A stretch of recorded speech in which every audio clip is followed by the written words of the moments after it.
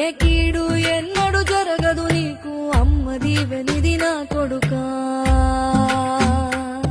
ఈ దిక్కులు నీతో కదిలేను ఆ చుక్కలి దిష్టి తీసేను ఏ గాలి ధూళి సోకదు నిన్ను అమ్మ దీవెనిది నా కొడుకా